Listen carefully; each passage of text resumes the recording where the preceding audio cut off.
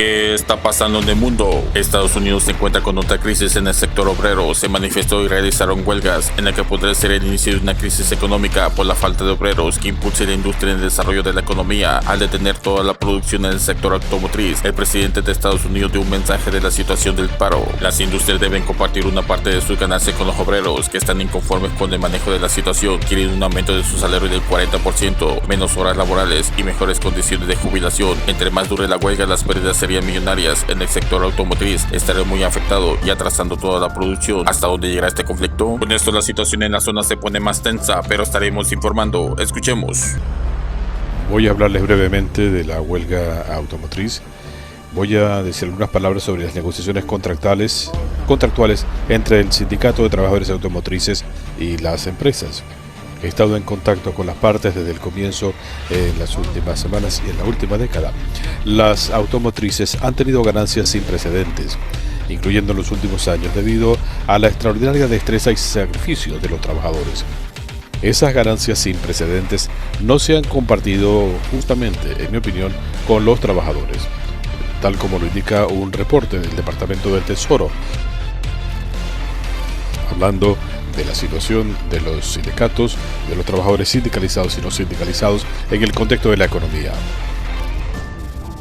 Los sindicatos incrementan la propiedad de viviendas, los salarios, el acceso a beneficios cruciales como permiso médico, cuidado infantil y reducen las desigualdades.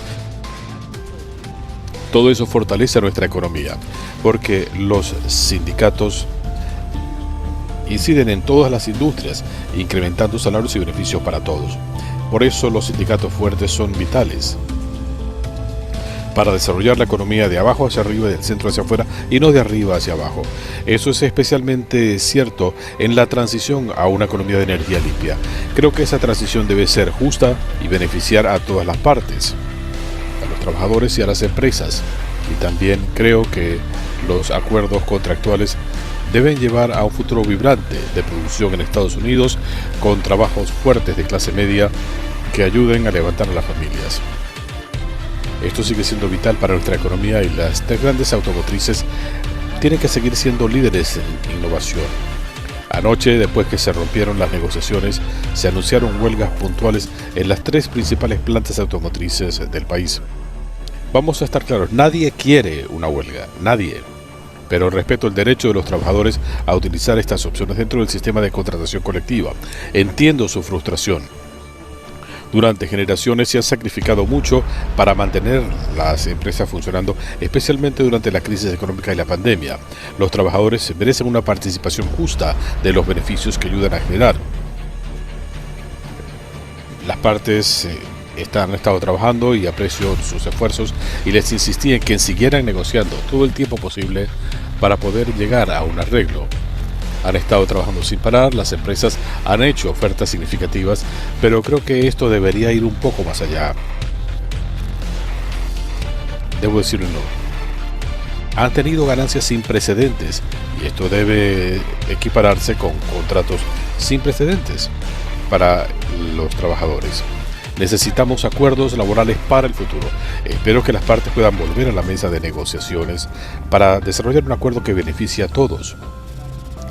Yo estoy enviando a 2 miembros de mi equipo a Detroit, a Julie Shu, secretaria interina del Trabajo, para que les den todo el apoyo posible a las partes para llegar a un acuerdo. Lo fundamental aquí es que los trabajadores automotrices han ayudado a crear la clase media del país y merecen un contrato que los sustente a ellos en la clase media. Muchas gracias. Es todo lo que voy a decir.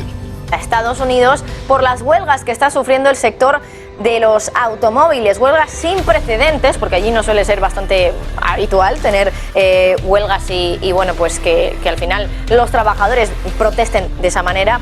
Y bueno, una de las grandes preguntas es un poco esto qué puede significar para el actual presidente de Estados Unidos cuando queda aproximadamente un año para que se celebren las elecciones presidenciales, Javi.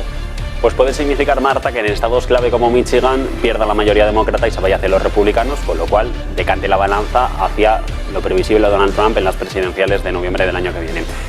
United Auto Workers, quédense con este nombre porque es el nombre del sindicato que ha convocado los paros históricos, con miles de trabajadores representados que piden un nuevo convenio colectivo. Piden de base una subida salarial del 40%. ¿Por qué el 40%? Porque es lo que se han subido los salarios los directivos de todas las grandes compañías automovilísticas del país que van a la huelga: Stellantis, Ford y General Motors. También lo que solicitan es una reducción de la jornada laboral, 32 horas semanales, una instauración de un nuevo modelo que les garantice el cobro de las pensiones, y de momento los comités de empresa de las firmas no quieren aceptar este tipo de peticiones.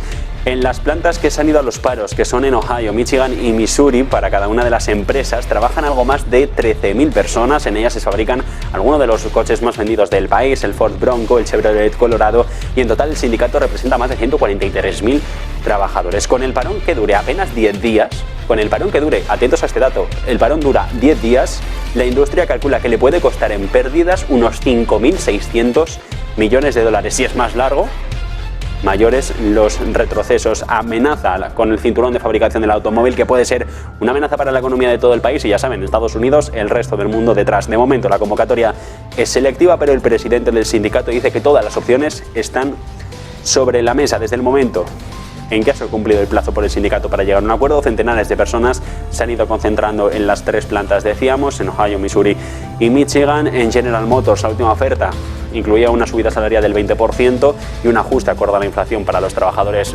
con un mayor recorrido, los más experimentados dentro de la compañía. Recordemos, ellos los que piden es el doble, una subida salarial del 40%. Ha hablado, por ejemplo, Mary Brava, la consejera delegada de General Motors en la CNBC. Dice que no va a ser buena la huelga para la economía en todo el mundo y en su conjunto. Y en este caso, lo que cambia y lo que quieren es un examen del modelo sindical. Ford, General Motors, Stellantis han dominado sin discusión el mercado del automóvil desde los 80-90 del siglo pasado. Han llegado a vender 9 de cada 10 coches en el país, y lo que quieren los trabajadores es que, como se le ha remunerado a los directivos... La situación geopolítica en el mundo está muy difícil. Estados Unidos se encuentra con otra crisis en el sector obrero. Se manifestó y realizaron huelgas en la que podría ser el inicio de una crisis económica por la falta de obreros que impulse la industria en el desarrollo de la economía. Al detener toda la producción en el sector automotriz, el presidente de Estados Unidos dio un mensaje de la situación del paro. Las industrias deben compartir una parte de su ganancia con los obreros que están inconformes con el manejo de la situación. Quieren un aumento de su salario del 40%, menos horas laborales y mejores condiciones de jubilación. Entre más dure la huelga, las pérdidas serían millonarias. En el sector automotriz estará muy afectado y atrasando toda la producción. ¿Hasta dónde llegará este conflicto? El Salvador es otro país en el que pudo cambiar su realidad y pudo lograr lo que nadie creía. Salió de la violencia que mantenían los pandilleros en la población. En 4 años pudieron realizar el cambio, a pesar de las críticas internacionales de las medidas que ha tomado contra estos grupos criminales que tenían controlado el país. Esto se logró gracias a muchas personas que dieron su esfuerzo y lucharon contra estos criminales. No regresaremos al pasado, al contrario, sentamos las bases para que el cambio continúe y el país se desarrolle tanto en lo económico y seguridad. Lo primero es proteger a la población, que es un derecho. El Salvador es el país más violento y ha cambiado su realidad ante el mundo, aunque falta mucho que hacer en el país, como salud, educación y seguridad. Te invito a ver el video. Mensaje del presidente de Rusia, Vladimir Putin, sobre la cumbre de BRICS, un bloque conformado por Rusia, China, Brasil, India y más países se están uniendo. Una forma de desarrollar sus economías sin la influencia de Estados Unidos, en la que habría un intercambio económico utilizando sus propias monedas, dejando de utilizar el dólar, en la que sería un duro golpe a Estados Unidos. No solo sería un bloque económico, sino también militar, para hacerle frente a la OTAN en caso de agresión. Todo se está complicando entre estas potencias. El bloque de BRICS podría ayudar a África a sacarla de la miseria que Estados Unidos ha provocado con sus políticas erróneas y así sacarlo del continente africano. No te pierdas próximos videos, suscríbete y escribe tus comentarios cómo ve la situación y activa la campanita. Gracias.